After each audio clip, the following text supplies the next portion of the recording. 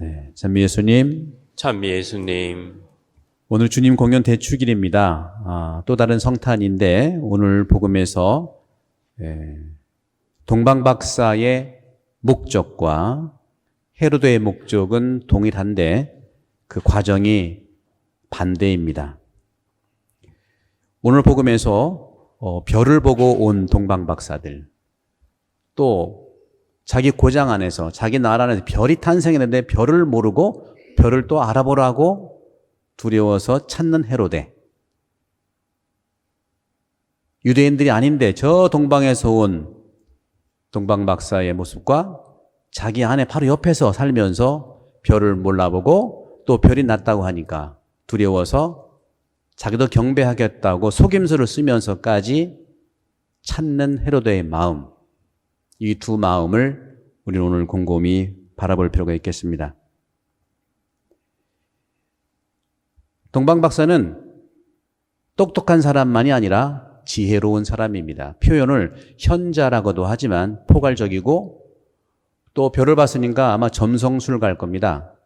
그러나 오늘 복음에서는 별을 보고 하느님을 찾아오는 신앙인입니다. 우리도 이 동방박사의 모습을 보면서 예수 탄생의 의미와 또 올 한 해 주님을 경배하는 그런 계획을 세울 때 하나의 모델이 될 수 있다고 믿습니다. 동방박사는 저 멀리서부터 별을 보고 묻고 또 묻고 찾아옵니다.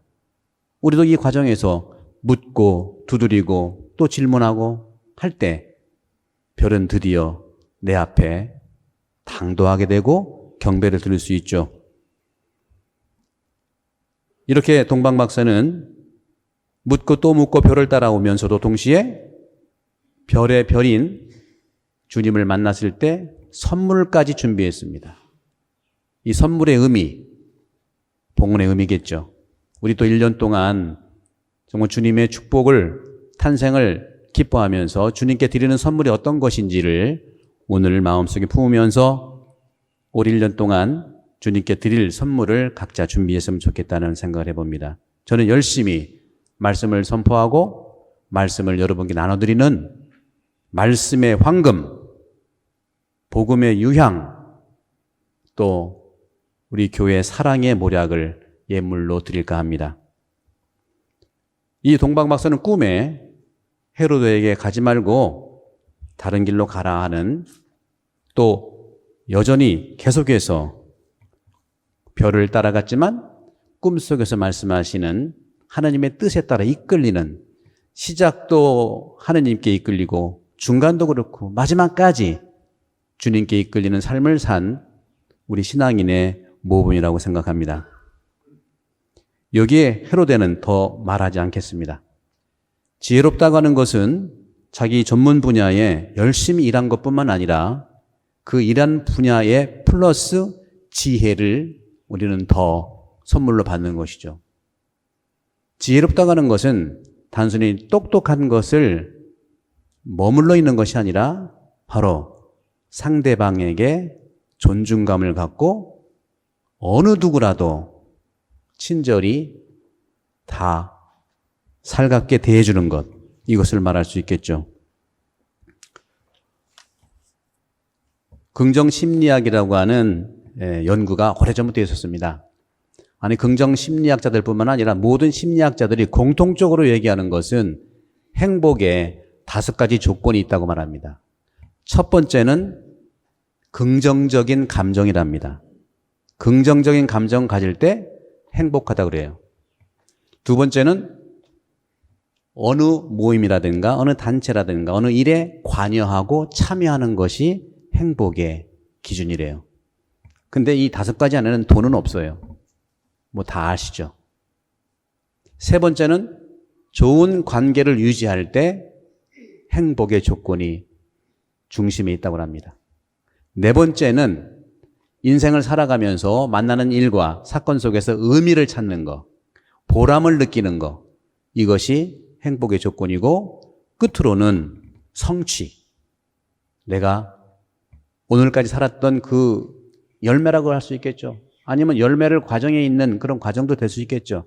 이 5가지인데 저는 이 5가지를 다 얘기하기보다는 중심에 있는 좋은 관계를 오늘 동방박사의 모습을 통해서 여러분과 함께 나누고자 합니다. 좋은 관계는 어떤 것일까요? 가족 관계 안에서도 그렇고 우리 친구 관계, 또 성당의 모든 관계 속에서 좋은 관계는 뭘까요? 많은 학자들이 이런 연구를 많이 했더라고요. 해보니까 좋은 관계의 결정적인 중심은 그분들은 그렇게 표현하죠. 저는 이렇게 표현하고 싶어요. 서로 존중하는 관계다. 뭐 다 알고 있는 거예요. 존중하는 관계. 존중을 좀 더 구체적으로 심리학의 용어라든가 인문학 용어로 빌려서 얘기한다면 평등한 관계다. 요즘에는 100세 시대이기 때문에 옛날에는 40이면은 100년 전에 세상을 떠났고 또 뭐 1만 년 전에는 18세, 20세, 20년 정도 살다가 세상을 떠났대요. 또 요즘에는요, 몇 세라고 그랬죠? 기대 수명이라는 게 있대요. 기대 수명이 기록상으로는 남자는 81세, 여성은 87세라는데 이거는 기대 수명이고 실제로 현실적으로 또 삶의 밀도로 볼 때 지금 저도 지난 2년 동안 장례미사를 많이 했는데 그분들의 나이를 보니까 다 90세 후반들이에요. 90세 초반 후반들이에요. 물론 몇 분은 안타까웠지만 작년에 정말 젊어서 세상을 떠났지만 90대 이상들이 많으세요. 80도 아니에요. 여러분들 100세 이상 사세요. 근데 재수 없으면 150살이라는 말이 맞아요. 왜 그러냐? 오늘 태어난 사람들은 좀 150 산대요. 130은 분명이고. 지금 뭐 40대, 50대, 60대 정도도요. 110세는 산다네. 관리 잘하면 125세. 이거 현실이랍니다. 관리 잘하면. 근데 이 말씀 드리는 이유는 뭐냐? 좋은 관계를 그렇게 맺어야 된다는 겁니다. 그래 행복의 관계가 있다는 거예요. 그런데 연구를 해보면 좋은 관계라는 게 일단 부부를 놓고 보면은 참 이건 경험이고 또 통계니까 부인이 먼저 돌아가실 경우에는요, 남자는 몇 년 있다가 따라가신다네. 예. 근데 남편이 먼저 세상을 떠나면 부인은 더 건강해질 수 있대요. 이게 우리나라가 아니라 일본의 그런 그 일본 통계의 연구더라고요. 왜 그러냐?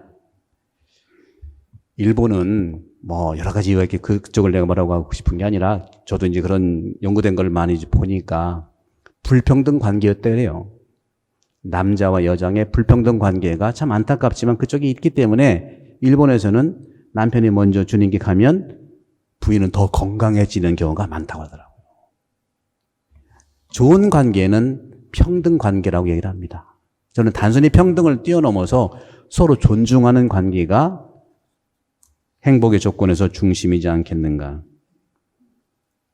그런 점에서 우리 성당도, 우리 성당 유튜브도 있잖아요. 거기 이제 신청하는 사람들 하나 보면은 거의 85%가 여성이에요. 15%가 남성들이고요. 그래서 여성들이 원하는 또 여성들에게 좋은 관계를 맺게 하는 또 3가지가 있더라고요. 저도 연구를 많이 해보니까 제가 한 건 아니지만 저도 연구를 제가 연구한 걸 거의 맞더라고요.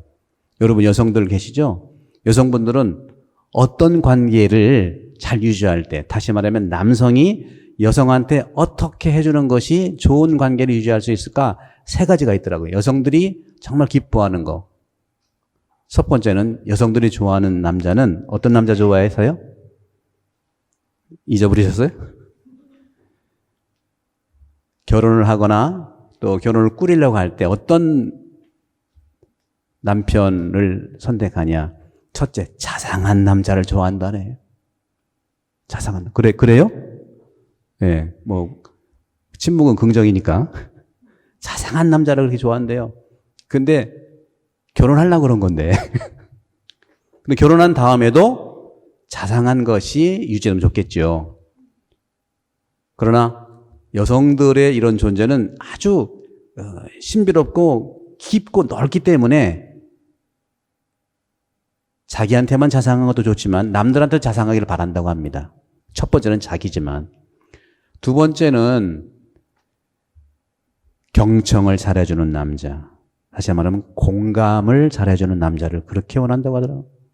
그런데 안 좋은 관계가 뭐냐면 서로 대화하다가 요점이 뭐야? 그래서 요점이 뭐냐고 이렇게 물어보는 경우가 왕왕 있대요. 하도 남자 입장에서는 말씀을 많이 해서 그런지 요점이 뭐냐?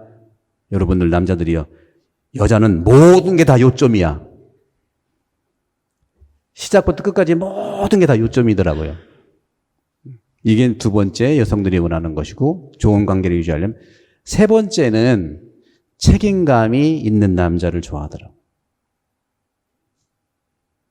자상한 남자, 남편, 또 여러분에게 말씀드렸던 공감과 경청을 잘하는 것. 공감과 경청은 고개를 끄덕거리면서 맞아, 그렇지. 세 번째는 말씀드렸던 책임감이 있는 것. 그러니까 결혼 전에는 자상했지만 결혼한 다음에는 경청이 중요한 것 같아요. 그리고 살다 보니까 책임감까지 있네. 완벽한 관계를 유지할 수 있겠죠. 남성에 대해서는 다음에 말씀드리겠습니다. 길어서 이게. 남성들은요, 부인들이 이것만 들어주면 열심히 합니다. 이거. 오늘날 우리가 코로나 팬데믹 이 시기에 어떻게 보면 관계의 단절처럼 보이는 시기가 될 수 있겠죠. 그러나 비대면으로 우리가 할 수도 있고, 또 작년에 훈련했기 때문에 코로나 팬데믹 이전보다는 우리가 소수지만 비대면으로 소통할 수 있는 방법들을 찾아가는 좋은 관계를 이룰 수 있는 올 한 해가 되기를 기도하겠습니다. 그래서 올해 저는 2021년 삼복지표를 한국 순교자의 삶을 증거합시다 하는 지표를 여러분께 나눠드립니다. 한 달에 한 분의 순교자의 삶을 배워보자는 그런 지표를 나눠봅니다.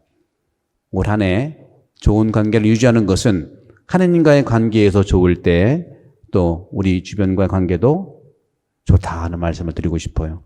또 주변과의 관계가 좋을 때 하느님과 관계도 좋아지는 것이죠. 잠도 잘 올 수 있고요. 여러 가지. 그런 점에서 여러분들 2021년 한 해 동안 주님의 축복 속에서 좋은 관계가 있기를 늘 기도로, 말씀으로 여러분께 주님의 사랑을 전달해 드리겠습니다.